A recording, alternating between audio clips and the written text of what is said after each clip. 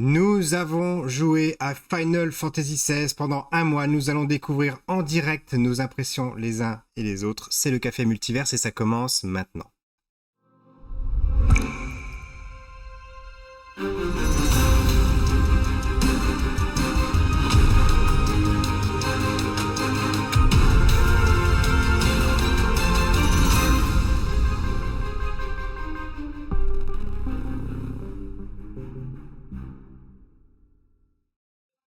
Bonjour et bienvenue dans ce 78e épisode du Café Multiverse où je vous retrouve cette semaine avec 3 nouveaux intervenants, à savoir Sonika. Bonjour Sonika. Bonjour. François Cheng, bonsoir. François, je dis bonsoir parce que toi tu es en direct du Japon. Voilà. Bonsoir et bonjour pour vous. Et Frédéric Gombert, bonsoir. Bonjour Fred. Hello. Donc cette semaine, notre deuxième émission consacrée à un jeu vidéo, puisque le mois dernier on a fait, au début du mois même, on a fait Zelda et là en fin juillet on va faire Final Fantasy XVI qui est sorti le 22 juin dernier, c'est-à-dire il y a un mois et un jour exactement. Voilà. Je rappelle le principe de l'émission. Dans une première partie, on va essayer de pas trop divulgacher l'intrigue, de pas vous raconter tout ce qui se passe, ce qu'il y a à découvrir dans ce 16e épisode de la franchise. Et dans la deuxième moitié, on va rentrer dans les détails, dans les spoilers. On va parler de la fin parce qu'on a tous les 4 terminé le jeu. Mais avant toute chose, on va faire comme je fais chaque semaine, c'est-à-dire on va se présenter. Alors Sonika, est-ce que tu peux nous dire un petit peu qu'est-ce que tu fais vie et surtout quel est ton lien avec on va dire la pop culture. Voilà, oui, parce que j'ai un métier qui est pas très intéressant, mais à côté de ça, je suis animatrice radio bénévole sur Radio Campus 3 dans l'émission Loading que je co-anime avec Elodie que vous avez reçue il y a pas longtemps. Tout à fait. Et je suis également cosplayeuse. Très bien. François. Bonjour François. Hello. Moi je suis développeur web, principalement en startup. Donc voilà, je passe mes journées devant mon écran, devant un écran noir à tapoter du code. Quant à ma relation par rapport à la pop culture, comme tu le sais, Rayep, j'ai commencé en staff à l'époque à Japan Expo il y a très en 2006. Quelque chose comme ça. J'ai commencé ici, ensuite j'ai toujours été beaucoup dans les jeux, énormément de Final Fantasy, de faits, etc. Et ouais, je jouais énormément de jeux de manière générale, un peu trop. Ouais, on peut dire ça. Voilà. Très bien, merci. C'est à peu près tout pour moi. Frédéric. Moi un petit peu, enfin qu'est-ce que je vais dire, moi je suis infographiste, mais c'est marrant en fait que François parlait de la Japan Expo parce que j'ai été l'un des premiers photographes de la Japan Expo pour justement les cosplays, donc ça rejoint aussi un petit peu Sonika, mais c'était vraiment, enfin je me sens un petit peu comme un dinosaure là-dessus, mais voilà, donc très très fan de pop culture, de jeux vidéo et autres, voilà. Alors, on rentre tout de suite dans le vif du sujet. Ma première question, ça va être votre rapport à la franchise Final Fantasy. Quel est-il? Est-ce que vous avez joué à tous les jeux depuis le début? Est-ce que vous les avez fait certains? Ou est-ce que vous les avez terminés? Est-ce que vous avez joué au MMO, au 11 et au 14? Sonika, si tu veux commencer. Oui. Alors moi j'ai un peu découvert Final Fantasy un peu sur le tard. J'ai découvert avec celui qui deviendra le Final Fantasy de cœur, c'est le 9. Voilà, donc j'ai vraiment découvert ça. J'étais déjà bien adolescente, voire presque adulte, hein. Et je suis tout de suite tombée amoureuse de l'univers de Final Fantasy, donc je me suis j'ai joué à tous les autres d'avant et puis ceux d'après. Et voilà, j'aime beaucoup Final Fantasy. Alors j'ai vraiment une préférence pour ceux de la PS1, hein. Non, je n'ai pas joué à ça en ligne parce que c'est trop chronophage et je me suis toujours dit non, on va pas faire ça en ligne. Voilà. Et toi, François? Alors j'ai découvert Final Fantasy avec le 7 sur PlayStation 1. Ensuite, dans l'ordre chronologique de ce que j'ai fait, donc j'ai fait le 7, 8, j'ai sauté le 9. Je vais m'arrêter là parce que sinon je vais me faire assassiner par la communauté. Ouais, si Marie était là, notre habituée de l'émission, elle te tuerait parce qu'elle adore le 9. Je dis pas je dis pas qu'il est mauvais. J'ai juste 2-3 choses dont je ne suis pas fan. C'est 2 choses différentes. Mais ensuite, j'ai fait 10, 10-2, j'ai fait le 12. Là, ensuite, à partir du 12, je suis retourné en arrière, j'ai fait 6, 5, 4. Et ouais, 6, 5, 4. J'ai pas fait celui en ligne, j'ai pas fait le 15, ou du moins j'ai joué 2 heures au 15. Après, j'ai fait Final Fantasy XIV avec la pandémie où j'avais tout à coup pas mal de temps libre le soir. Du coup, j'ai fini toute la MSQ, j'ai fait du raid dans Final Fantasy XIV. Du coup, je connais le directeur, je connais le compositeur pour FF16. Enfin, connais. C'est pas la première fois que je joue à leurs œuvres. Et finalement, Final Fantasy XVI, donc le mois dernier, où j'ai dosé pendant 2 semaines pour le finir. Et toi, Frédéric? Moi, j'ai découvert Final Fantasy avec le 4 à l'époque de la Super NES. Ça a été une grosse claque parce que c'était, enfin, pour moi à l'époque c'était révolutionnaire. Il y avait rien de comparable là-dessus. La seule chose qui s'en rapprochait, c'était éventuellement Zelda 3. Donc c'est la première fois que j'avais un jeu vidéo où il y avait une histoire, où ça me touchait, etc. Donc j'ai fait le 4. J'ai pas fait le 5 parce qu'à l'époque il n'était pas sorti aux US. Parce qu'à l'époque il n'y avait pas de Final Fantasy en Europe tout court, donc fallait prendre des trucs import. J'ai fait le 6 qui reste mon Final Fantasy préféré, le 7 aussi. En fait, je me suis arrêté, enfin j'ai pas fait les versions en ligne, enfin j'ai pas fait FF11 ni FF14. Je me suis arrêté à FF12, qui m'a un peu déçu, et du coup en fait j'avais pas repris une Final Fantasy jusqu'au 16, qui est le premier opus qui m'a vraiment redonné envie depuis très longtemps, et je regrette pas de l'avoir fait, mais bon, ça on en parlera plus tard. Enfin, après. Voilà. À mon tour, pareil pour moi, Final Fantasy, ça a commencé au 7 sur la PlayStation 1. J'ai pas forcément joué au précédent, déjà par rapport à la barrière de la langue. Encore que le 7 à l'époque, je l'avais fait en japonais, même si j'avais pas tout compris. Voilà. Ensuite, j'avais entamé le 8, mais j'avais juste fait la démo. J'avais pas eu l'argent à l'époque pour l'acheter. Pareil pour le 9. Ensuite, voilà, j'ai travaillé, donc j'ai pu acheter le 10, je l'ai fini. Le 10-2, je l'ai commencé, mais jamais terminé. Il y a eu le 12, que j'ai adoré, le 12 d'ailleurs. J'ai même racheté récemment en remaster. Le 11, on l'avait fait à l'époque avec ma femme, mais on avait vite arrêté parce qu'il était très compliqué, très dur, parce que en fait quand vous perdez des combats dans celui-là, vous perdez de l'expérience et vous pouvez baisser en niveau, donc c'était vraiment compliqué d'avancer dans le jeu. Ensuite le 13, le 13, moi c'était la grosse déception. Le 13, j'ai vraiment détesté. Je l'ai refait pendant la pandémie pour le finir parce que voilà, je voulais pas rester sur un échec, mais je l'avais pas du tout apprécié. Alors j'avais beaucoup plus apprécié le 13-2 que j'avais terminé, et le Lightning Returns qui était un petit peu du type Majora's Mask, mais voilà, je n'avais pas trop accroché non plus, mais plutôt par rapport au style de jeu que c'était.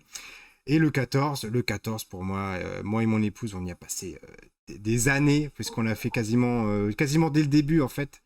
Mais on n'a pas arrêté jusqu'à la dernière extension parce que oui, comme le disait Sonica, c'est hyper chronophage. Et puis ça coûte aussi parce qu'il y a un abonnement à payer tous les mois, mine de rien. Deux abonnements. Oui, voilà, pour le coup, c'était 2 abonnements. Donc, à un moment donné, on jouait l'été, on jouait pendant l'hiver, pendant la période de Noël, etc. Mais bon, on a été un petit peu émoussé aussi par le fait que, comme c'est un MMO, voilà, si vous venez pas pendant 6 mois, vous revenez, tout votre stuff, il est complètement has-been, faut tout refaire. Voilà, puis il y a les temps d'attente dans les donjons, mais bon, c'est pas forcément le sujet de l'émission.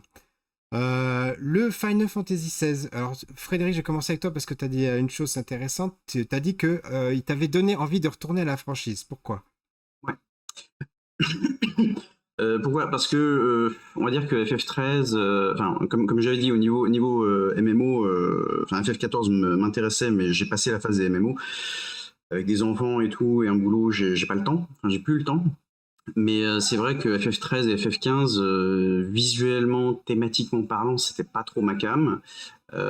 Donc là, pour moi, c'était un peu un retour aux sources. Et c'est vrai que le jeu m'avait beaucoup hypé de tout ce que j'en avais vu avant en termes de présentation. Et voilà, c'est la première fois en fait, je me disais, ah tiens, je vais vraiment me le prendre et je vais me le prendre dès la sortie. D'accord. Alors, François, tu disais tout à l'heure que tu n'avais pas aimé le 9. Alors, pourtant, moi, j'ai l'impression qu'au niveau de l'univers, dans le 16, on est un petit peu plus proche du 9, dans l'ambiance. Alors, peut-être pas graphiquement, parce que les personnages sont différents, mais tu peux nous dire, toi, le lien que tu as par rapport à cet univers-là, peut-être l'Heroic Fantasy entre le 9 et le 16? Euh, Typiquement, alors déjà oui, d'un point de vue graphique, le caractère design est très différent. Maintenant, oui, ça reste très fantasy, mais si je devais relier Final Fantasy XVI à un autre titre Final Fantasy, ce serait plus Final Fantasy Tactics, donc pas la version qui a été release c'est sur Game Boy Advance ou DS à l'époque, non, Game Boy Advance je crois. Ouais. Mais Oui, l'original qui était PSP beaucoup plus et PS1, ouais. c'est ça. Mm. C'est ça beaucoup plus sombre dans les récits et dans l'histoire, etc. Par rapport au 9, c'est plus une erreur de jeunesse plus qu'autre chose, où c'est le caractère design, à l'époque du moins, j'étais très jeune, pardonnez-moi, mais c'est vraiment plus le caractère design où j'avais eu beaucoup de mal à accrocher, surtout venant du 7 et du 8 à l'époque. Je l'ai fait entre-temps, vous inquiétez pas. Je l'ai fait, il n'y a pas de souci. Et toi, Sonica, le 16, qu'est-ce qui t'a donné envie d'y jouer, du coup? Alors moi, je prends toujours maintenant les Final Fantasy avec des pincettes parce que celui que j'ai moins aimé, c'était le 15. Et celui-là, je me suis dit, je pense que je vais peut-être pas l'aimer, mais l'histoire me tente. En fait, c'était vraiment l'histoire qui m'a tentée. Et, euh, et on va peut-être en parler après, mais au niveau de l'histoire, je trouvais qu'il y avait des choses vraiment intéressantes. Pour moi, ça a rappelé beaucoup Game of Thrones au niveau de tout ce qui est trahison, conflit, etc. Et même personnage. Finalement, c'est vraiment l'histoire qui m'a porté sur le 16. D'accord. Et au niveau du système de combat, là, t'attendais quelque chose en particulier ou pas? Il y avait des systèmes de combat d'ailleurs que tu préfères dans les Final Fantasy ou Ah ouais, d'autres? moi je préfère les anciens, hein, les tour par tour. Ouais. Donc le combat dynamique, je comprends qu'en 2023, on puisse plus faire sur ce genre de jeu du tour par tour. Mais j'ai toujours du mal avec les combats dynamiques. Là, ça va encore. Moi, j'ai eu beaucoup de difficultés avec le combat dynamique sur le 15, puisqu'il y avait 4 personnages qui tapaient au corps à corps et je n'arrivais plus à voir mon personnage. Là, ça va un peu mieux, puisqu'on a un seul personnage et les autres ont tendance à taper à distance, sauf le chien. Mais voilà, j'ai toujours un peu de mal avec le combat dynamique quand même, avec plein d'effets. Je trouve qu'il y a beaucoup d'effets et au bout d'un moment, on n'arrive plus à voir où est son personnage. Alors, Fred, je t'ai vu tiquer là sur le coup du combat dynamique. T'as quelque chose à dire là-dessus par rapport au tour Non, par non, tour je tiquais sur le fait que je peux comprendre qu'effectivement, Ouais. enfin moi, tu vois, je suis celui qui a commencé avec les plus anciens, enfin les plus anciens Final Fantasy. Non, mais je peux complètement comprendre qu'il y ait beaucoup de gens qui soient perturbés. Moi perso, j'ai beaucoup apprécié le combat. Après, enfin, comment dire, le truc c'est que c'est Ryota Suzuki qui a bossé sur le système de combat. Le mec a bossé sur Capcom vs SNK, Devil May Cry 5 et surtout Dragon's Dogma, qui est un jeu que j'ai absolument adoré. C'est un de mes jeux préférés sur la génération PS3 360. Et donc j'ai beaucoup aimé le système de combat, même si bon, ça touche aussi. Enfin, c'est un truc que j'ai aimé et en même temps que j'ai pas aimé. Mais ça touche plus en fait à comment dire à l'une des critiques que j'ai par rapport au jeu, qui est le fait qu'on est moins dans le côté RPG que les anciens. Là où par exemple justement Dragon's Dogma, ça restait un jeu d'action-aventure, enfin un action RPG, mais ça restait quand même un RPG. Là, on a un peu moins cette dimension RPG par rapport à d'autres titres du genre, quoi. Donc, moi, c'est juste ça. J'aime beaucoup, mais en même temps, c'est dommage qu'ils n'aient pas gardé un petit peu ce côté RPG dans le mécanique de combat. Et toi, François, l'abandon du tour par tour, ça t'inspire quoi? Ça m'avait pas vraiment choqué dans le sens où j'avais déjà vu ça arriver à l'époque du FF12 qui très clairement était pompé sur du MMO à l'époque. Après les FF13, 13-2 et Lightning Returns que j'ai fait aussi, j'avais essayé un peu d'effacer les FF13 de ma mémoire.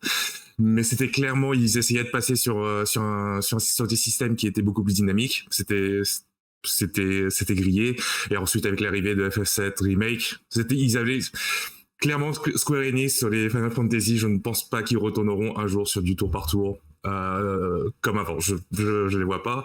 Est-ce que moi ça me gêne? Non, pas particulièrement, dans le sens où d'autres titres maintenant font du tour par tour aussi, typiquement Octopath Travelers. Qui font du très bon tour par tour à l'ancienne, et non, parce que le système marche bien et parce que l'action RPG, c'est pas la première fois non plus que j'en fais. Je suis un grand fan des Tales of aussi, du coup action RPG je suis relativement habitué, surtout l'action RPG dans les titres japonais, parce que The Witcher est un action RPG mais il reste très différent de ce qu'on a avec FF16 par exemple.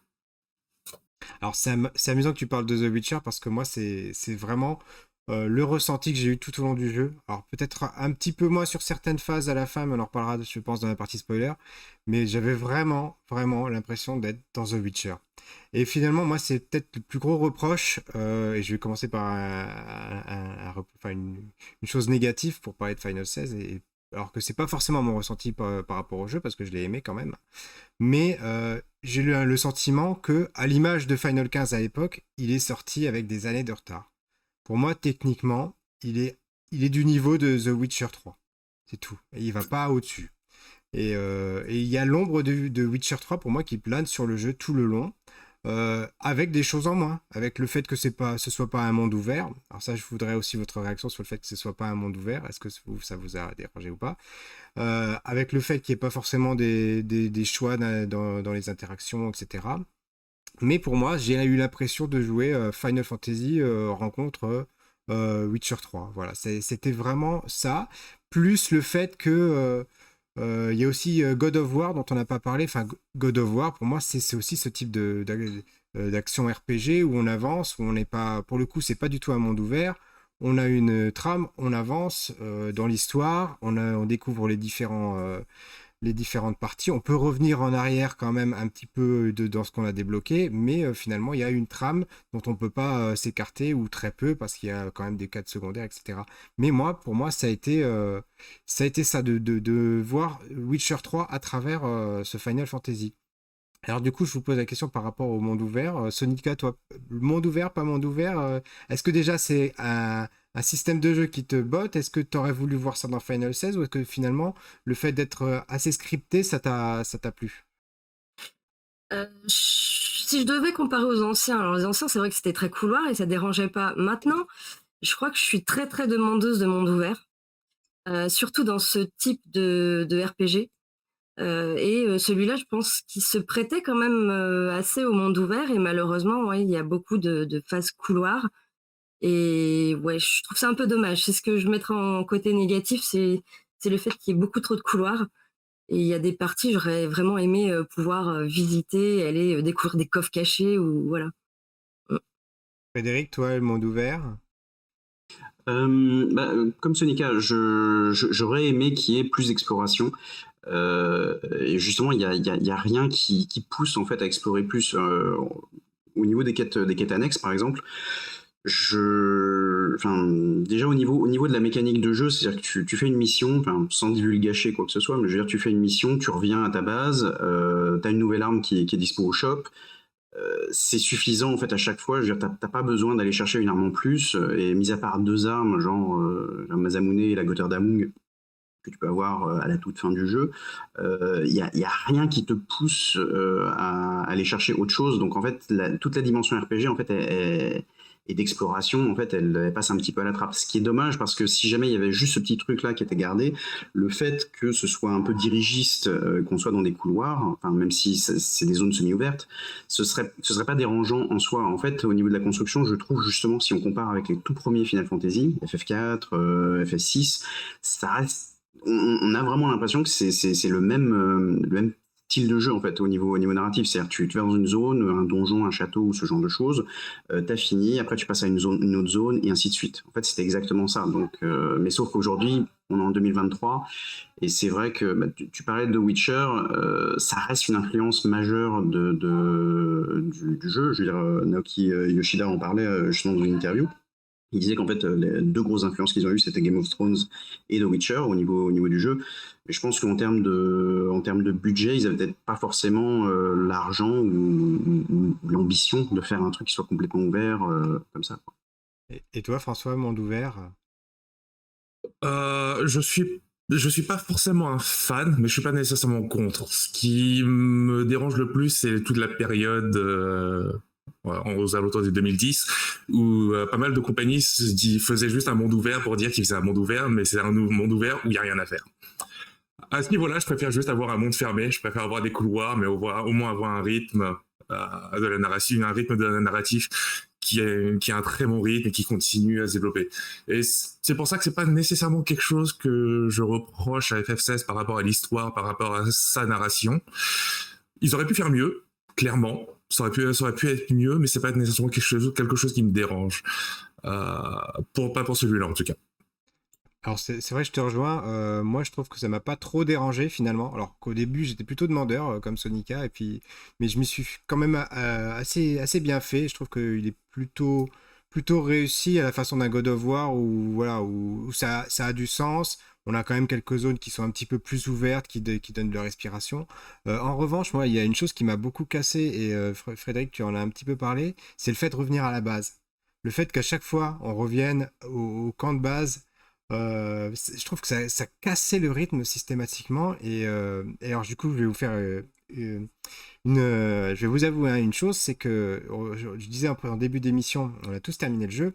En fait, je l'ai pas vraiment terminé, ou plutôt hier soir je suis arrivé au boss final, ce qui est enfin j'étais sûr que c'était le boss final cette fois-ci, parce que comme dans tous les Final Fantasy, il y a plusieurs étapes où on se dit voilà, cette fois-ci c'est la bonne.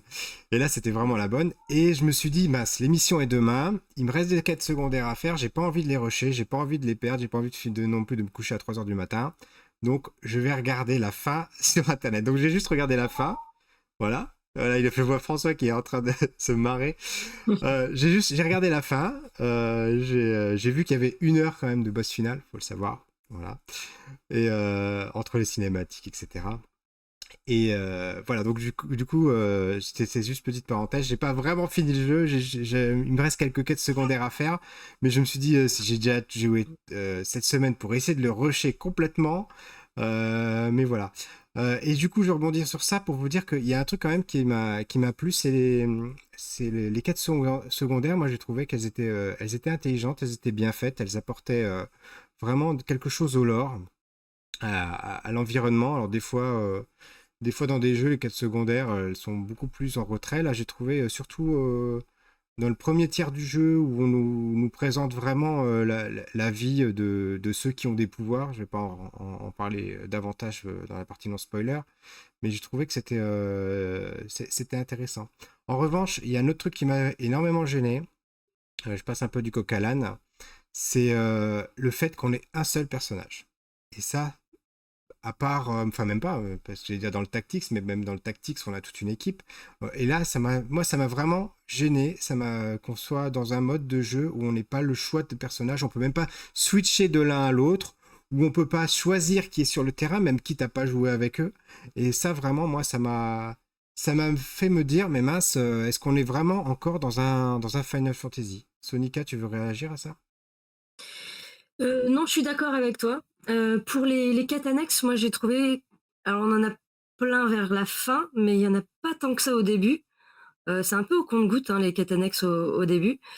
Il y a des choses qui apportent, comme tu disais, des choses au lore, des quêtes qui sont intéressantes, mais trop rapides aussi. Et le fait que parfois, bah oui, on revienne à la base, et du coup, bah Et puis il n'y a pas non. forcément de fil conducteur non plus entre ces quêtes-là, à part que certaines Oui, sur le forgeron, bon, j'en dis pas trop. Voilà. oui. Non, voilà, ce que je pense que les quêtes annexes, j'aurais préféré en avoir plus, Ouais. vraiment.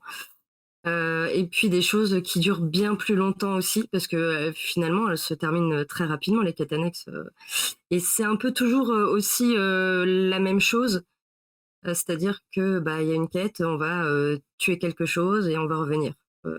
Voilà, il y a pas un truc de continuité comme on a pu avoir dans un The Witcher. Hein. Ce serait plus là-dessus. Moi, j'aime bien aussi, on n'en parle pas assez, c'est, l'ambiance sonore, la musique. Je trouve que la musique est juste magnifique, dans ce Final Fantasy. Voilà. Et sur le fait qu'il n'y ait qu'un seul personnage jouable? Ça me dérange pas du tout. D'accord. Non, ça me dérange pas là. Et toi, François, quête annexe, personnage jouable? Alors, les quêtes annexes, alors très clairement, comme le disait SNK, il n'y en a pas énormément. Il y en a. Il n'y en a pas énormément. Il y en a, on va dire que leur utilité, on peut se poser certaines questions sur leur utilité. Mais en même temps, je comprends la raison. En fait, l'une des raisons pour laquelle, de mon point de vue, il manque certains contenus, on peut avoir l'impression qu'il manque certains contenus, c'est qu'ils veulent vraiment pusher pour ce qu'ils appellent le MSU, donc la quête principale. Et le truc, c'est si tu offres un monde ouvert et si tu offres des quêtes annexes, tu finis comme Dragon Age, où des gens ont réussi à faire 200 heures de jeu sans avancer dans l'aventure. Et le problème, c'est que Final Fantasy, ils veulent vraiment que tu avances dans l'aventure parce que tu ne peux profiter de l'histoire que si tu le fais à un certain rythme. Ça ne c'est pas une raison pour pardonner le manque de certaines quêtes annexes ou de manquer certains potentiels, mais de mon point de vue, voilà, c'est vu que c'était Yoshi P, je sais comment, je suis un grand fan de comment il a traité donc les dernières expansions de Final Fantasy XIV. Je m'y attendais. C'est comme le fait que tu n'aies qu'un seul personnage. Après FF15, après FF15, après l'Acting Readers, après FF13-2, c'était quelque chose auquel je m'attendais. Donc c'est pas que j'aime pas ou quoi que ce soit, c'est juste que je m'étais déjà fait à l'idée, du coup, c'est pas vraiment quelque chose qui m'a sauté à l'esprit en soi. Et toi, Frédéric? Moi, en fait, déjà sur le fait d'avoir juste un seul personnage, ça m'a pas tant dérangé que ça. J'aurais bien aimé, comme tu le disais, en fait, par exemple, qu'on puisse choisir sa composition. Sur le terrain, même si quand on fait le jeu, on se rend compte qu'il y a des raisons scénaristiques qui font que tu te retrouves avec tel compo et tel compo. Ce qui rejoint, là encore une fois, les tout premiers Final Fantasy. Je repense à Final Fantasy 4 et 6 par exemple. Il y avait toujours des raisons pour lesquelles tu avais une certaine compo. Voilà. Mais donc ça m'a pas tant dérangé que ça, et je préfère à la limite quelque chose qui soit dirigé et bien raconté ou bien maîtrisé, plutôt que d'avoir quelque chose qui soit, comment dire, où tu as plus de choix, mais où en fait il n'y a pas forcément un contenu qui est conséquent ou qui est bien fait, quoi. Pour les quêtes annexes, en fait, moi, j'avoue que, à l'opposé de toi qui as fait quasiment toutes les quêtes annexes, moi, j'avais commencé à en faire au début et j'avais pas été spécialement enthousiasmé par ça. Et je trouvais que ça alourdissait un petit peu le rythme par rapport à la progression au niveau de l'histoire. C'est-à-dire qu'en fait, je trouve que l'histoire est excellente dans Final Fantasy XVI. C'est vraiment l'un des trucs qui m'a le plus plu dans le jeu. Et c'est vrai qu'en fait, j'avais envie d'en savoir plus. Et du coup, moi, j'étais plus motivé en fait à continuer et à aller vers les quêtes principales pour faire avancer l'histoire que de faire les quêtes annexes. Parce qu'au tout début, comme je disais, j'avais pas l'impression qu'en fait c'était spécialement motivant, et en termes de contenu au niveau de l'histoire, et aussi en termes de récompense, parce que comme je disais, en fait, tu fais une mission principale, tu reviens, en fait, t'as une nouvelle arme qui est disponible au shop, donc du coup tu dis bon bah à quoi bon essayer d'avancer davantage, enfin, d'avoir plus de ressources, vu que j'ai trouvé quand même le jeu qui était un peu facile. Mais après, de ce que j'en ai entendu, il y a beaucoup de personnes, y compris ici, mais aussi. On est en train de perdre Frédéric. Bah, je vais redonner la main à François. T'as pas parlé de la musique, par contre, Sonica l'avait évoqué. Tu dis oui, moi oui, ouais. Pardon. La musique, grand fan de Soken, c'est juste magnifique. L'OST est magnifique. La bande son qui passe durant les combats des Econ est juste épique. C'est le seul mot que je peux donner. C'est épique. Ouais. Le combat est épique, la musique était épique. C'est vraiment le mot qui va qualifier pour moi tout ce qui est le design visuel, en tout cas le design visuel et sonore, et qui qualifie l'histoire. C'est épique. Alors, on a retrouvé Frédéric, enfin juste que je le réinsère dans dans la scène. Du coup, je vais passer la main à Sonica. Est-ce que tu peux déjà nous donner un petit premier avis sur le jeu, en fait, hein, une sorte de conclusion générale pour toi? Le jeu est quand même intéressant. Alors, je l'ai fini. Il faut savoir que moi, j'aime pas finir les Final Fantasy. J'ai toujours une sensation de ça y est, c'est fini. Voilà, je sais la fin, et ça m'attriste en fait de finir un Final Fantasy. Donc là, ça m'a fait exactement la même chose quand je l'ai fini. Je fais c'est fini. Et je l'ai fini relativement vite pour un Final Fantasy, parce que moi, je mets beaucoup de temps à finir un Final Fantasy en général. Et je ne vais pas j'en ai fini très peu finalement, En fait, c'est un cercle vicieux chez moi, un Final Fantasy, au bout de 40 heures, je le mets un peu de côté et puis j'y reviens, plusieurs mois plus tard, mais sauf que je sais plus où j'en suis, donc je le recommence et pareil, au bout de 40 heures, 40-50 heures, je vais le mettre de côté et puis je vais le reprendre des années après et en fait, c'est un cercle vicieux et j'aime bien faire ça, en fait. J'aime pas les finir, j'aime pas savoir la fin et bon, là, sur ce Final Fantasy, je trouvais que l'histoire était vraiment c'est ce qui m'a plu, le plus dans ce Final Fantasy et je voulais vraiment savoir la fin. Je voulais vraiment, qu'est-ce qui va se passer à la fin et maintenant que j'ai vu, voilà, je sais et je suis déçue quand même. Mais bon. Après, voilà, le combat dynamique, on aime ou on n'aime pas. J'accroche pas plus que ça. Alors, je sais pas si vous êtes mis en mode, il y a 2 modes de jeu. Il y a un mode, histoire et un mode combat. Moi, je me suis mis en mode histoire parce qu'évidemment, je portais pas, plus attention que ça au combat. Je l'ai trouvé très facile. Alors, est-ce que c'était parce que j'étais en mode histoire? Mais je sais pas si vous êtes mis en mode combat, si vous avez ressenti ça par rapport à Même en Final mode Fantasy? combat, moi je l'ai trouvé facile, hein. Pourtant, je suis Facile, pas voilà. très très doué, mais voilà.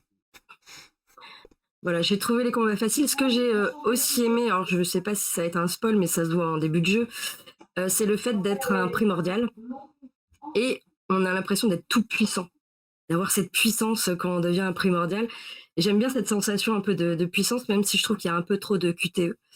Mais bon, moi je le trouve, voilà, c'est pas un mauvais Final Fantasy. Maintenant, je le placerai pas dans les meilleurs que j'ai pu jouer, mais il est totalement jouable et l'histoire est vraiment, prenante pour le coup.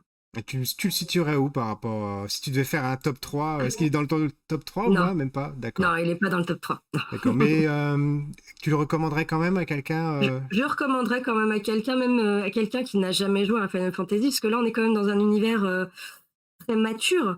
Finalement, il y a pas, quand on voit ceux de la PS1, par exemple, il y a toujours des petits clins d'œil, amusants. Il y a toujours des petites choses un peu rigolotes. Là, il y a pas de choses drôles, en fait, dans cette histoire. On est vraiment dans un contenu mature. Il faut signaler aussi que ce Final Fantasy XVI, c'est le premier Final Fantasy PEGI 18 c'est aussi vrai. et là, on est vraiment dans un contenu vraiment très mature, très sérieux. Frédéric qui est revenu parmi nous, tu veux nous donner ton avis, ta conclusion? Sur le jeu, donc, Oui, voilà. moi, c'est pas mon jeu de l'année. Voilà, moi, jusque-là, je mettrais plutôt Hogwarts Legacy devant pour le moment, mais ça reste un très très bon Final Fantasy. Pareil, je sais pas si je le mettrais dans le top 3, peut-être dans le top 4 de tous les Final Fantasy Tu auxquels j'ai mettrais joué. lesquels avant? Après, moi, pour moi, mon préféré, ça reste Final Fantasy VI, mais bon, faut remettre dans le contexte. Oui, évidemment. Je dirais Final Fantasy VI, après, je mettrais peut-être FF4 et FF7 au même niveau. Et honnêtement, je pense que je mettrais FF16 quasiment au même niveau. En fait, je les mettrais les trois au même, dans le même classement. Parce que j'ai adoré l'histoire. L'histoire, franchement, c'est certainement l'une des meilleures histoires de Final Fantasy, juste après le 6, pour moi. Après, le système de combat était très sympa. Moi, ce que j'ai regretté, c'est le fait que c'était trop facile. Donc, il y a plein de possibilités. Les systèmes de jeu, justement, en fait, quand on commence à acquérir certains pouvoirs qui changent carrément les movesets, en fait, il y a des perspectives, enfin, il y a des tactiques de combat qui sont vraiment géniales. Je ne vais pas donner de nom parce qu'on va peut-être en parler un peu plus dans la partie spoiler. Mais il y avait vraiment des approches qui étaient complètement différentes, avec beaucoup de high risk, high reward. Mais le problème, c'est qu'en fait, il n'y avait pas forcément le challenge qui allait avec. Donc, du coup, ça faisait que le combat était quand même assez, je vais pas dire rébarbatif, mais il était un peu mou. Enfin, je veux dire, c'est juste parce que le challenge n'était pas à la hauteur en face. Et c'est vrai que je rejoins Sonika sur les phases où on incarne enfin, on se transforme en primordial. C'est du régal. Franchement, enfin, moi, le gamin qui sommeille en moi, en fait, je me disais, oh là là, si jamais on avait eu ça à l'époque, et même objectivement, je veux dire, ça reste, c'est du, comment dire, c'est un superbe dessert, quoi. Mais justement, c'est un petit peu ça pour moi, Final Fantasy XVI, c'est-à-dire que c'est pas de la haute gastronomie, mais c'est comme quand tu vas au resto pour prendre un bon bœuf bourguignon. C'est-à-dire tu sais à quoi t'attendre, c'est bon, t'es content d'avoir mangé ça, mais c'est pas non plus forcément où tu dis, oh là là, j'ai mangé un truc révolutionnaire, oh, c'est super bon, machin, etc. Voilà. Donc voilà la comparaison. C'est une super conclusion. François, ton avis, toi, générique sur sur le 16? Euh, j'ai beaucoup de mal à donner une note globale sur le jeu parce que j'ai tendance à juger mes Final Fantasy sur différents critères. Si on parle d'un point de vue histoire, pour moi il est dans le top 3. Il est dans le top 3, on va dire deuxième. FF6 pour moi est le top 1 au niveau de l'histoire. Mais par contre, il est deuxième, mais par contre, d'un point de vue, comment dire, rythme et scène épique, oui, FF16 est premier. D'un point de vue épique, où on se sent, comme je disais, donc, tout puissant quand tu deviens un primordial, ou quand tu passes de je vais faire 1000 dégâts à 10 millions de dégâts en un coup. Ouais, je me sens bien tout d'un coup, là, je me sens puissant. Donc, d'un point de vue histoire, très clairement, d'un point de vue histoire, rythme, etc. Et visuel, d'un point de vue, les effets visuels sont très beaux durant les combats. Le reste du monde, ça dépend d'où on est. Donc là, sur ce point-là, top 3. D'un point de vue gameplay, c'est lambda, il est pas mauvais. Il est pas révolutionnaire, clairement. Il est ok, mais je m'attendais, sachant que les FF essayent de plus de se réinventer sur le game system, etc. Je m'attendais à quelque chose de plus profond et de plus différent. J'avais vraiment l'impression d'avoir une version un peu plus adoucie d'un Devil May Cry, plus qu'un truc qui a essayé de prendre quelque chose qui existait et qui a développé un truc par lui-même. C'est un peu déçu, mais voilà. Alors, avant que je fasse ma conclusion, j'ai envie de remettre une pièce dans la machine parce que c'est d'habitude, c'est Greg Dyser qui fait ça dans l'émission, mais aujourd'hui je vais m'y coller. J'ai quand même le sentiment que ils ont du mal eux-mêmes à définir ce qu'est un Final Fantasy. Je sais pas ce que vous en pensez. Sonika, tu veux commencer là-dessus? Euh, Là, on est dans des choses quand même super différentes de ce qui avait été proposé au début. Est-ce qu'on s'éloigne pas déjà de l'univers Final Fantasy du départ? Est-ce qu'on n'est pas dans un jeu finalement qui est nouveau, qui se réinvente une histoire? Peut-être, moi je pense. Toi, Frédéric? Moi, au contraire, je trouve qu'on revient vraiment à la racine, enfin, même si l'emballage est différent, si le gameplay est différent, c'est-à-dire qu'on est plus sur du tour par tour. Moi, très honnêtement, quand je jouais à Final Fantasy XVI, à plein de moments, je me disais, putain, mais en fait, j'ai l'impression de revenir en fait, à quand je jouais à FF4 ou à FF6. Et justement, avec cette espèce de rythme tiens, on va dans un donjon ou un château, on revient à la base, ou on revient dans une ville, et ainsi de suite. Mais je suis d'accord sur le fait qu'il y a vraiment une volonté de la part de Square Enix de coller au marché actuel, de se réinventer. Et je rejoins François là-dessus, je pense que c'est pas encore complètement maîtrisé. C'est-à-dire qu'ils sont en train d'aller vers quelque chose, je pense qu'ils tatillonnent, je pense qu'ils se disent, tiens, ça devrait marcher, ça devrait plaire. Mais ouais, il y a quand même, j'ai l'impression qu'ils sont pas encore complètement sûrs d'eux, sur la direction qu'ils veulent donner au prochain Final Fantasy. Voilà, saga. Toi, François? Si la question c'est est-ce que c'est un Final Fantasy ou pas, pour moi, oui, pour la simple bonne raison que c'est marqué, et pour la simple raison qu'il n'y a pas d'autres critères pour un Final Fantasy. Le game system a toujours changé, les histoires ont toujours été très différentes. On est passé à des histoires où il y avait des psychopathes qui veulent juste voir le monde brûler, à on va avoir des Magical Girls, FF10-2. Est-ce que c'est un Final Fantasy? Bah oui. Voilà. Mais par contre, ce qui était différent, c'est qu'ils ont toujours essayé d'avoir au moins un truc qui change. C'est un gameplay qui est différent, du titre d'avant. Ils ont tous essayé d'avoir leur propre univers, ou du moins d'avoir leur propre approche de l'histoire. C'est-à-dire que les titres ne sont pas coordonnés entre eux, et quand ils le sont, c'est généralement des Easter eggs, plus que quelque chose qui est officiel. Sur ces critères-là, une fois qu'on élimine tous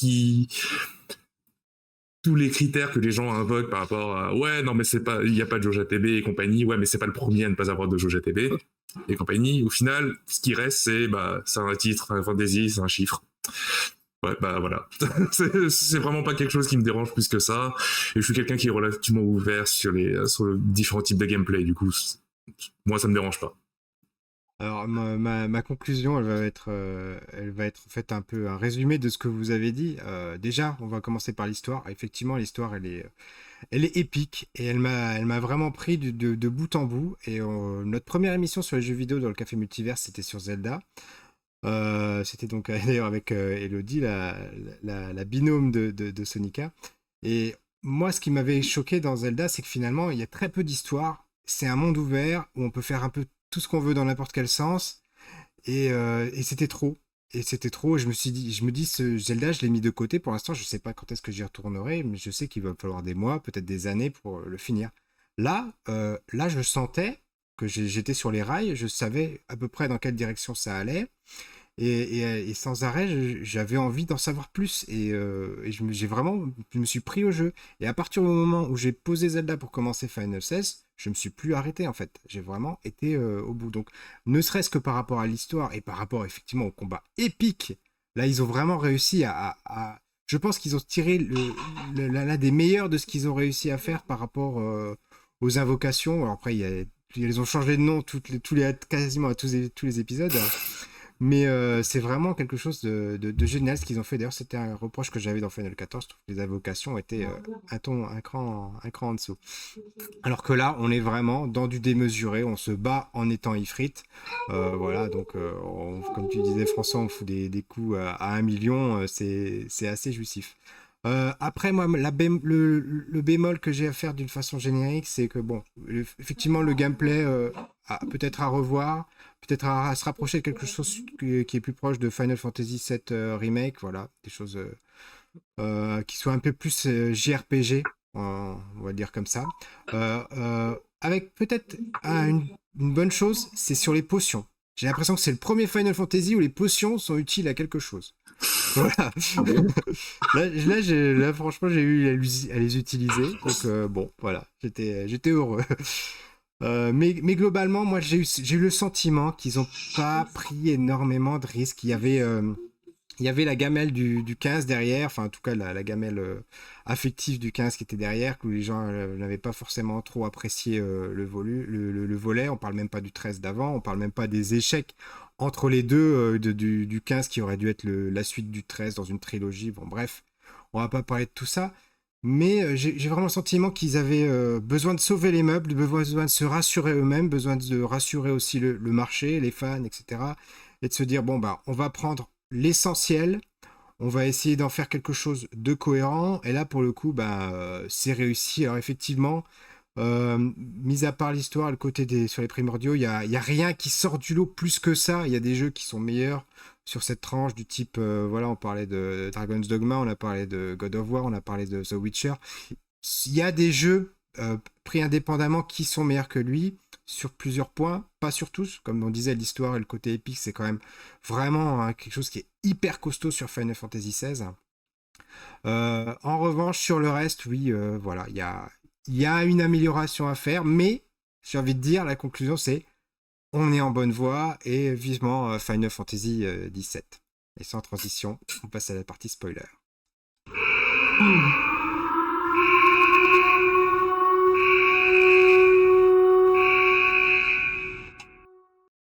Alors, je vais commencer par un petit coup de gueule. Je trouve qu'on en sait beaucoup trop dans les bandes annonces, aussi dans les visuels promotionnels, et puis aussi très tôt dans le jeu. Et en ce sens, on parlait de l'histoire. Je trouve que autant l'histoire, elle est super, autant je trouve que elle est mal écrite. Je le dis comme ça, parce que ne serait-ce que les primordiaux, bon, au bout d'une heure de jeu, on sait qui a quel primordial. Voilà, donc à aucun moment c'est une surprise. On sait lesquels existent. Il n'y en aura jamais un nouveau qui va arriver dont on n'avait pas entendu parler. Il y a alors là je veux François qui pilote, je te donnerai la parole juste après. Ensuite il y a le frère. Tout de suite enfin on veut dire si t'as un minimum de jugeote, t'as compris que c'était toi qui l'avais tué, que tu t'étais transformé en Ifrit. Et que c'est comme ça tout le jeu, il y a vraiment que la scène finale avec le décès du frère qui m'a touché. Et même là, les retrouvailles entre deux, moi j'ai trouvé que ça n'allait pas, parce que nous, en tant que spectateurs, en tant que joueurs, on savait déjà qu'ils allaient se retrouver. On voyait que leur chemin, au bout d'un moment, allait se recroiser. Enfin, on les voyait chacun de leur côté. Donc quand ils se sont retrouvés, moi, j'ai pas été touché. Alors que pourtant, j'ai le mouchoir facile, hein, mais ça m'a pas touché. Il a fallu vraiment attendre cette scène finale au tout dernier combat, à la fin, pour que je ressente quelque chose. Et moi, c'est tout ça, c'est ce manque de surprise, moi, qui m'a un petit peu quand même gâché le fond du plaisir. François, tu voulais réagir? Non, tu sais, ouais, il y a strictement aucune surprise sur les invocations, sur les primordiaux qui existent. C'est pour ça qu'on a des DLC. C'est pour ça qu'on a des DLC. Et oublie pas que quand tu regardes sur la carte, on a quoi, environ 30% de la carte que tu ne peux pas visiter à cause de, je sais pas comment on l'appelle en français. En anglais, c'est Blight, de l'infestation ou ça. Donc il y a ça et le fait qu'ils adorent jouer avec les time jumps. Typiquement, on pourrait très bien imaginer un DLC qui se passe 15 ans avant le vrai début de l'aventure d'un point de vue temporel dans FF16, qui pourrait nous permettre de visiter donc les cristaux qu'on ne peut pas visiter parce que ils sont dans ces zones-là. Et d'ailleurs, on ne sait toujours pas vraiment ce qui s'est passé sur ces cristaux-là. Donc, voilà. Voilà, et Fred qui lève le doigt, il faut rajouter quelque chose. Je voulais juste embrayer sur ce que disait François, c'est-à-dire qu'en fait, dans le mural, enfin dans les peintures qu'on voit sur les fresques, il est mention de Léviathan qu'on ne voit pas, qui a priori, en fait, il y a pas eu de confirmation là-dessus, mais en fait, moi j'ai fait le jeu en anglais aussi comme François, donc je sais pas en fait quel est le terme qui est appliqué là-dessus, mais il y a une race qui s'appelle The Fallen qui s'était rebellée contre Dieu, dont il est fait mention dans le jeu. Je crois qu'ils en parlent davantage dans les quêtes annexes. Mais où justement, en fait, je pense que justement Léviathan était le primordial de cette race-là, et que du coup, peut-être que dans le DLC, on verrait justement cette histoire qui se passe largement avant le début de l'histoire. Mais moi, au niveau de l'histoire, pour moi, effectivement, il n'y a pas beaucoup de surprises. Mais encore une fois, je reprends mon analogie du bœuf bourguignon, c'est-à-dire qu'en fait, effectivement, si jamais tu as un minimum de culture vidéoludique et cinématographique, tu sais, il n'y a pas vraiment de retournement de situation où tu dis oh là là, mon Dieu, mais comment dire, moi au tout début, je voyais vraiment l'influence de Game of Thrones et je croyais en fait tout le monde allait crever. je me disais vraiment, après le prologue, en fait, je me suis dit c'est bon, en fait, tout le monde va mourir. Surtout en plus quand tu vois certains, bon, là de toute façon on est parti dans la partie spoil, donc on peut se lâcher un peu. Mais quand tu vois justement certains primordiaux qui se font tuer, comme Benedicta, comme d'autres, et j'ai été surpris de voir que justement on regagnait un petit peu d'espoir et un peu on touchait davantage en fait à la thématique principale du jeu, sur le libre arbitre, sur la volonté, sur le fait de se battre justement contre la fatalité, contre le destin, qui était très très mise en avant jusque dans les mécaniques du jeu, quoi. C'est-à-dire qu'en fait, chaque ennemi qu'on rencontre a une barre de volonté qu'on peut casser, et après en fait ça fait que l'ennemi il est comment dire, en mode staggered, enfin il est je suis une grande amie. Voilà, il est sonné et du coup, voilà, et ça rejoint justement les thématiques qui sont mises en avant par Ultima, quand justement il veut briser la volonté des humains et en particulier de Mythos. D'ailleurs, au passage, Ultima et Mythos, en latin, ça fait littéralement Final Fantasy. Donc j'ai trouvé ça marrant. Mais moi, le principal ou le seul reproche que j'ai au niveau de l'histoire, c'est le traitement en fait de, je crois qu'elle s'appelle Annabella, la mère de Joshua et de Clive, qui reste quand même l'étincelle de départ, juste pour l'histoire de Clive et de Joshua, sur la trahison qu'elle fait. Et j'ai trouvé que son arc scénaristique était un peu léger, quoi. C'est-à-dire qu'en fait, quand on voit pourquoi en fait elle a fait ça quand elle est confrontée à Clive et à Joshua, en fait, elle dit et tu dis bon, tout ça pour ça. Je m'attendais à quelque chose d'un peu plus, quoi, là-dessus. Mais sinon, oui, le reste, ça reste très convenu, mais ça reste bien fait. Sonika, je crois que tu as dit tout à l'heure, toi, que tu avais été déçu par la fin. Ouais, je suis déçue. Enfin, en fait, je suis plus déçue le fait d'avoir une fin et de finir comme ça, en fait. On a envie de savoir plus sur l'histoire principale, qu'est-ce qui se passe pour les autres, quoi. Qu'est-ce qui va se passer finalement après cette fin. Est-ce qu'ils vont reprendre un rythme de vie normal? Est-ce qu'il y a quelque chose qui va changer? Moi, ce que j'aime beaucoup dans cette histoire, c'est toute l'histoire qu'il y a autour des pourvoyeurs, que je trouve vraiment très intéressante. Au début, on ne sait pas trop ce que c'est. Et puis, peu à peu, on commence à comprendre ce que c'est. Et puis, tout ce racisme contre ces pourvoyeurs. Il y a vraiment des choses que j'ai adorées dans ce genre d'histoire, que je trouvais très intéressant. Et là, je me demande à la fin, qu'est-ce qui va advenir de ces pourvoyeurs, finalement. Qu'est-ce qu'ils vont devenir. Il y a plein de choses. J'aurais bien aimé savoir avoir une petite suite supplémentaire, on va dire, par rapport que le personnage principal, on va dire. Donc voilà, c'est un peu ça, mais je rejoins aussi les avis de François et de Frédéric sur le fait que très tôt, on sait déjà ce qu'on va faire, hein, les cristomères, quand on va en détruire, bon, on sait qu'on va tous les détruire, de toute manière. Après, sur Ultima, il y a des choses que j'ai trouvées plutôt pas mal. Il y a toujours des choses un peu, comment dire, qui sont pas très claires autour d'Ultima aussi. Il y a des choses que je trouve pas très claires. Je trouve que c'est typique un petit peu des jeux japonais en général, c'est que des fois ils font des choses tellement alambiquées, on a l'impression qu'ils se perdent eux-mêmes. D'ailleurs, Ultima, finalement, il veut le corps de Mythos, mais à la fin, bon bah c'est pas grave, je vais reprendre mon ancien corps finalement, et puis on va se battre. Oui, c'est ça. J'ai trouvé ça. Excuse-moi, j'ai pas bien compris pourquoi t'as pas fait ça depuis le début, du coup. Enfin, il y a vraiment des choses comme ça qui m'ont un petit peu gêné, quoi. Frédéric. Non, justement, il y a une explication sur le fait que, l'une des raisons pour lesquelles Ultima veut le corps de Mythos, c'est justement pour pouvoir utiliser les aptitudes du corps de Mythos pour pouvoir lancer je sais plus comment ça s'appelle, mais il y avait un nom. En fait, il veut lancer une espèce de sortilège qui est trop puissante pour son propre corps à lui, pour pouvoir recréer un nouveau monde qui serait pas touché par de Blight, enfin le fléau qui touche le truc. D'ailleurs, c'est rigolo au niveau de l'histoire, en fait, de se rendre compte qu'il y a effectivement des inspirations de Game of Thrones, mais aussi du coup de H2G2 sur sur le fait que la race extraterrestre, en fait, de H2G2, en fait, qui est mise en avant, en fait, avait créé toute une planète en tant qu'ordinateur pour pouvoir générer, en fait, la réponse ultime. Et du coup, il y a ce côté-là, c'est-à-dire qu'en fait, la seule raison pour laquelle tout le royaume a été créé, tout ce monde-là, c'était justement pour pouvoir avoir un vaisseau suffisamment puissant pour pouvoir générer ce sortilège de haut rang. Donc là-dessus, je pense que c'est un peu... Il y a effectivement des trucs qui sont un peu alambiqués, qui ne sont pas forcément expliqués.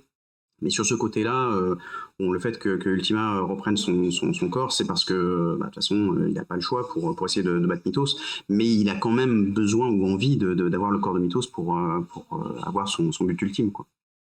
On arrive déjà vers la fin de l'émission. Est-ce que vous voyez quelque chose à rajouter par rapport au jeu, par rapport aux spoilers, par rapport au système de combat, par rapport à vos espoirs peut-être pour la suite Quelqu'un veut mettre le mot de la fin, Sonika? Moi, je dirais que ce jeu, il faut le tester. Voilà, pour savoir si on aime ou on n'aime pas. Il est pas mauvais, il est pas non plus, c'est pas le jeu de l'année, hein, comme avait dit Frédéric. Mais il se joue bien. L'histoire est intéressante. Il y a des choses qui sont vraiment très intéressantes. Voilà, moi je pencherais plus pour le dire, voilà, aux autres personnes qui hésitent à y jouer. Allez-y quand même. Très bien. François? Je vais juste passer un tout petit coup de gueule sur leur histoire. Vas-y. Il est impardonnable que Torgal n'ait pas eu plus de 10 secondes de scène de réunion avec live, alors que le Chocobo l'a eu. Non, je suis pas d'accord. C'est quelque chose j'ai commencé le jeu, je sais pas si c'était, j'ai fait... C'est tout. Et ça m'est resté dans la tête les 60 heures d'après. En dehors de ça, non, FF7 pour moi très clairement marque, enfin, FF15 et 16 marquent d'un point de vue gameplay ce vers quoi Square Enix essaie de se diriger. Pour moi, c'est vraiment une vitrine pour ce qui va arriver dans le futur, même si ce sera pas vraiment exactement la même chose. À mon avis, ils vont tirer énormément de leçons de ça, et du coup, j'attends vraiment le 17 sur ce point-là, peu importe quelle équipe chez Square Enix va le faire. Est-ce que c'est le jeu de l'année? Pour moi, oui, parce qu'il m'a vraiment fait sentir épique. Les hauts sont vraiment hauts. Les bas, on va éviter d'en parler. Mais les hauts sont vraiment hauts. Frédéric, pardon, Fadi. C'est ça. Non, c'est juste qu'ils utilisent en fait le fait qu'il y a énormément de scènes épiques pour un peu mettre énormément de choses, pour un peu planquer énormément de choses sous le tapis, donc tout ce qui est pas forcément très bien fini ou quoi que ce soit. Bon, on va mettre ça là dans le côté, concentrez-vous sur les bling bling ici qui vous sentir bien. Le reste, non. Donc voilà. Frédéric, tes espoirs pour la suite? Moi, je rebondis sur ce que disait François, c'est-à-dire que je suis d'accord avec lui. Les hauts sont absolument magnifiques, et si jamais le jeu était aussi égal dans les hauts que dans les bas, ce serait mon jeu de l'année. C'est-à-dire que vraiment, l'aspect épique du jeu est vraiment génial. Moi, c'est vraiment le jeu qui m'a réconcilié avec la saga, parce que pour moi, j'avais l'impression que j'étais plus le public en fait pour les Final Fantasy depuis déjà très très longtemps. Et là, du coup, maintenant, je suis à nouveau fan de la direction que prend Square Enix avec Final Fantasy. J'attends le FF17 avec impatience. Et juste une chose que j'avais oublié de dire, je trouve dommage en fait qu'au tout début du jeu, quand en fait on se retrouve en plein milieu de l'affrontement entre Shiva et Titan, il y a vraiment, en fait, on voit les conséquences des affrontements, et en fait ça donne une dimension assez grandiose en fait à l'impact qu'il y a en fait quand deux primordiaux s'affrontent. Et je trouve ça dommage en fait qu'on n'ait pas retrouvé ça à d'autres moments dans l'histoire, comme par exemple, je sais pas moi, Clive qui réussit pas à se transformer en Ifrit, et du coup en fait il y a Titan qui est en train de tout dégommer, et en fait on est obligé d'aller d'un point à un autre jusqu'à ce qu'en fait il réussisse à finalement se transformer. C'est dommage qu'on n'ait pas eu à nouveau ces trucs là, parce que je trouvais que ça apportait beaucoup en fait pour réaliser justement la puissance des primordiaux et l'impact que ça pouvait avoir justement sur le monde, quoi. Ouais, c'est Voilà. un petit peu la conclusion générale, c'est-à-dire que finalement ils sont sur la bonne voie. Voilà, je pense se sont remis sur les bonnes rails. Maintenant, il va falloir qu'ils prennent un petit peu plus de risques, qu'ils consolident tout ça, et puis pour qu'on ait un Final Fantasy XVII qui nous fasse tous rêver. Et sans transition, je vous propose de passer aux recommandations de la semaine. Sonika, que peux-tu nous proposer? Alors, moi, je vous propose, non pas un bouquin, mais une série de bouquins. Si vous aimez les animés japonais, surtout japonais, eh bien, il y a un bouquin qui est sorti il y a 2 ans et qui continue encore, puisqu'il y aura 8 volumes. Donc, c'est l'encyclopédie des animés. D'accord. Voilà, j'en ai 2 là. Donc, j'ai celui de 1963 à 1979. Et celui de 1980 à 1988. Donc ça, c'est les 2 premiers volumes. Dedans, vous allez pouvoir retrouver énormément de choses au niveau des animés, notamment le petit résumé. Je vous montre quand même, voilà, le petit résumé vous avez le nom en japonais, le nom en français, le nombre d'épisodes. Vous avez vraiment un petit descriptif assez complet sur les animés. Et le volume 7 sortira en septembre.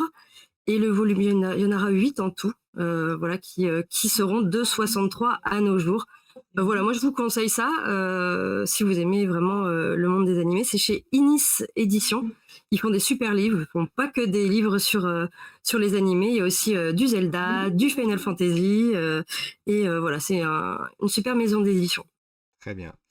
François, ta recommandation, s'il te plaît. Ce sera pas en connexion avec le Japon, parce que depuis que je suis au Japon, je ne regarde et je ne lis quasiment plus de manga ou animé. Ironique. Voilà. Mais au niveau série, Star Trek, donc Strange New World et Lower Deck. Magnifique série. Je le conseille à énormément de monde, et beaucoup aussi aux nouveaux fans de la série, ou des gens qui ne connaissent pas nécessairement la série de manière très profonde. Ce sont 2 très bonnes séries qui sont très abordables. Tout à fait. En plus, c'est vrai que Star Trek, c'est Strange New Worlds, elle revient vraiment aux origines de la série des années 60. On se retrouve vraiment dans ce type de série épisodique, avec un peu la Stargate, où on découvre un monde et une logique à ce monde à chaque épisode, et c'est vraiment super intéressant. Frédéric? Moi, juste 2 petits trucs. Le premier, c'est en rapport avec ce qu'on discutait sur le Final Fantasy. Moi, je recommanderais Dragon's Dogma à toutes les personnes qui l'auraient pas testé, parce que c'est un excellent jeu. Là, justement, il y a une suite qui est en préparation, donc voilà. Si jamais vous avez aimé le combat de Final Fantasy XVI et que vous avez envie d'avoir quelque chose d'un peu plus abouti et de plus voilà, je recommande Dragon's Dogma. Et l'autre, ça n'a rien à voir, mais c'est juste un film que j'ai été voir la semaine dernière. C'est le dernier Mission Impossible, Dead Reckoning Part 1, qui est excellent. Et voilà, si jamais vous avez envie de vous divertir, de passer un bon moment au cinéma, voilà, je vous recommande très fortement. Alors, j'allais recommander aussi Mission Impossible, mais j'avais prévu 2 recommandations aujourd'hui, voilà. Je savais que tu avais bien aimé, je me suis dit, il va peut-être la sortir, il faut que j'en ai une deuxième sous le coude. Effectivement, je vous recommande, il est vraiment excellent et en rapport avec les problématiques du moment, voilà. Et moi, ce que je vais vous recommander, bah, vous allez le voir en mode miroir si vous nous regardez, c'est Dragon Quest 11. Qui pour le coup, lui, est un JRPG à l'ancienne, même s'il est sorti il n'y a pas si longtemps que ça. Alors c'est quelle année déjà? Mais ça devait être 2018, je sais plus. Enfin, je trouve pas la date. Ça restait du tour par tour. Et pour le coup, c'est Dragon Quest, c'est un peu l'antithèse de Final Fantasy, puisque eux, bah, ils ont toujours été réguliers dans ce qu'ils proposaient. Voilà, avec le caractère design, bah, depuis toujours, c'est Akira Toriyama. C'est du tour par tour. Les musiques, même, ce sont les mêmes. Enfin, voilà, d'un Dragon Quest à un autre. Et celui-ci est vraiment épique au niveau de l'histoire. Je peux pas vous en dire plus sans vous gâcher vraiment l'intrigue, mais il vous retourne la tête, littéralement. Donc si vous l'avez pas fait, si vous avez envie de faire un excellent JRPG en tour par tour, bah, je vous recommande Dragon Quest 11. Voilà. Voilà, voilà. En tout cas, bah, merci à vous trois d'avoir passé ce dimanche après-midi ou soir sur votre fuseau horaire en ma compagnie. Merci à toutes celles et ceux bah, qui étaient dans le chat mais qui n'ont pas forcément parlé, à part pour dire bonjour quand même, mais c'est toujours sympa. Et puis, bah, merci d'avoir participé surtout à ce 78... Ah, pardon, 1, 2, 3, à cette 78e émission. C'est-à-dire que bah, en 2 saisons, on a réussi à faire 2 fois 39 épisodes. On est super content. Voilà, on a encore quelques épisodes qui sont prévus d'ici tout début du mois d'août.